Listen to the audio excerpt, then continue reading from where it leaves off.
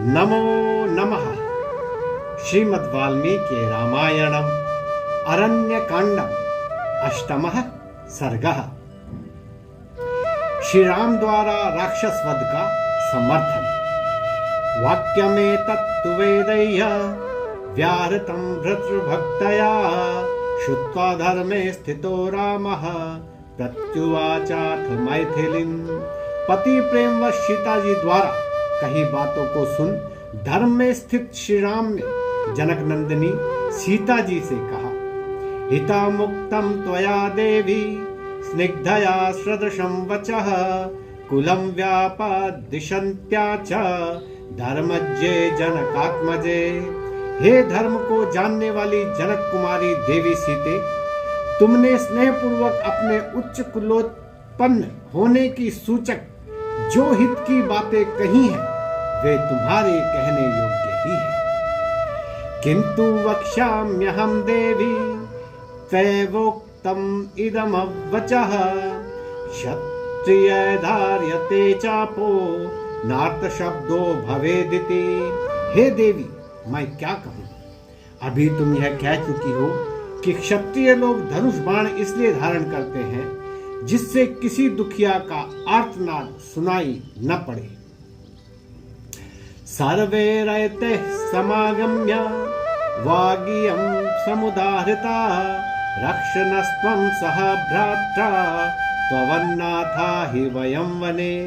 वनवासी सभी तपस्वियों ने स्वयं मेरे पास आकर एक स्वर में यह कहा था, हे राम, अपने भाई लक्ष्मण सहित आप हम लोगों की रक्षा कीजिए, क्योंकि इस वन में आप ही हमारे रक्षक हैं। मया चेद वचः श्रुत्वा कात्स्येन परिपालनं ऋषीणां दंडकारण्ये संश्रुतं जनकात्मजे। हे जनक दुलारी, दंडक वन में रहने वाले ऋषियों की यह बात सुन मैंने सब प्रकार से उनकी रक्षा करने की प्रतिज्ञा की है। संश्रुत्या न च शक्ष्यामि जीवमानः प्रतिश्रवम् मुनीनामन्यथा कर्तुं सत्यमिष्टं हि मे सदा। मैंने ऋषियों के समक्ष जो प्रतिज्ञा की है, अपने जीते जी मैं उसे अन्यथा नहीं कर सकता, क्योंकि सत्य मुझे सदा प्रिय रहा है। अप्यहं जीवितं जय्यां त्वां वा सीते लक्ष्मण सलक्ष्मणं न तु प्रतिज्ञां संश्रुत्या ब्राह्मणेभ्यो विशेषतः। हे सीते, मैं अपने प्राण त्याग सकता हूँ, लक्ष्मण सहित तुम्हें छोड़ सकता हूँ, परंतु अपनी प्रतिज्ञा को, विशेषकर उस प्रतिज्ञा को जो ब्राह्मण के समक्ष की है, कभी नहीं छोड़ सकता। तदवश्यं मया कार्यं ऋषीणां परिपालनम् अनुक्तेनापि वैदेही प्रतिज्ञाय तु किं पुनः। हे वैदेही, ऋषियों के बिना कहे ही मुझे उनकी रक्षा करनी चाहिए, फिर मैंने तो उनकी रक्षा की प्रतिज्ञा की है।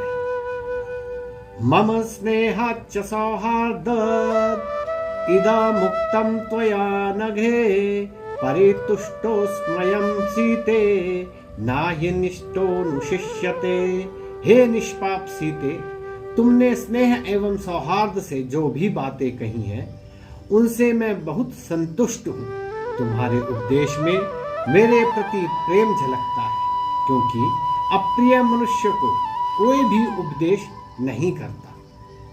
सादृशं चानुरूपं च कुलस्य तव चात्मनः सर्वधर्मचारिणी मे त्वं प्राणेभ्योऽपि गरीयसी।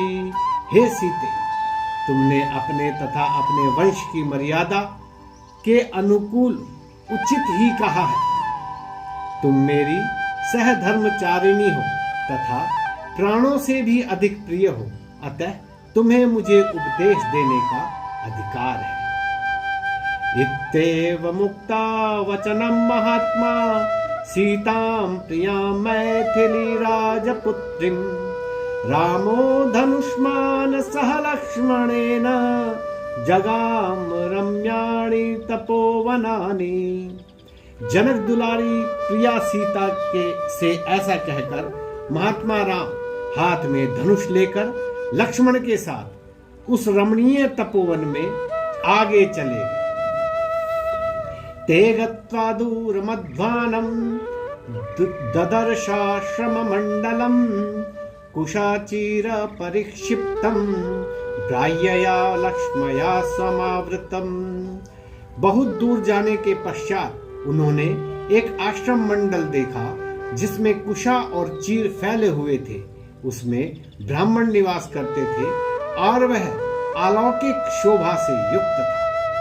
प्रविश्य सह वैदेह्य लक्ष्मणेन च राघवः उवास मुनिभः सर्वे पूज्यमानो महायशः। श्री राम लक्ष्मण और सीता सहित उस आश्रम मंडल में प्रविष्ट हुए। आश्रमवासी सभी मुनियों द्वारा सत्कृत होकर महायशस्वी श्री राम ने वह रात्रि वहीं व्यतीत की।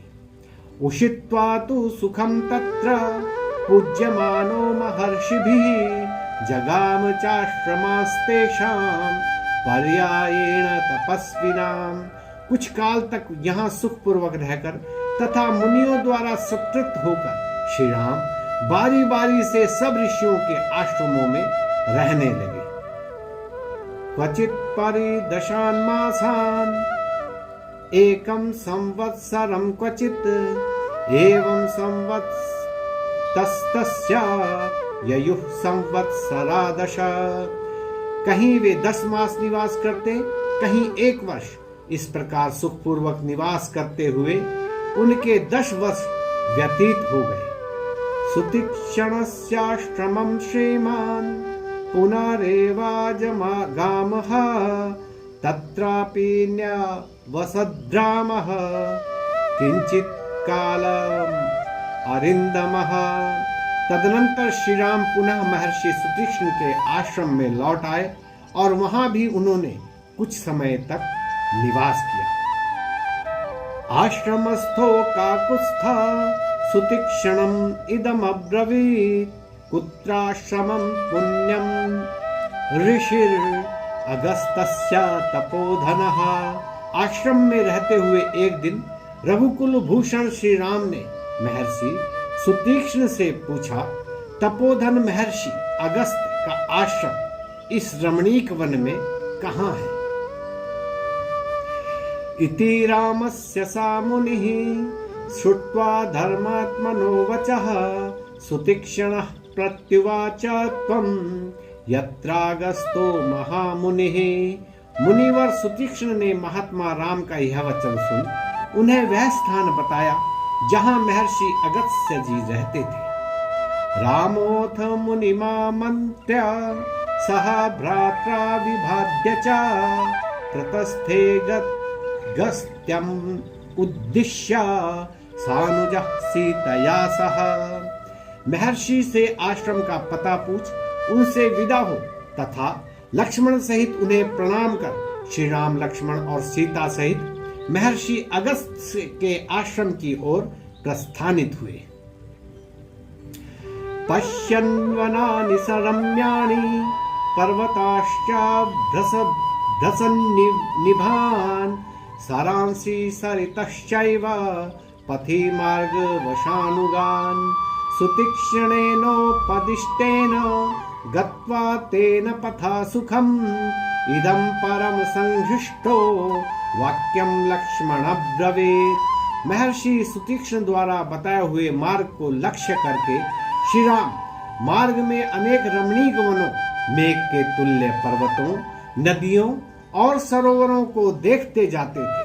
चलते चलते हर्षित हो श्री राम ने लक्ष्मण से कहा, आश्रमो नाति दूरस्थो महर्षेर्भावितात्मनः अगस्त्य इति विख्यातो लोके स्वेनैव कर्मणा।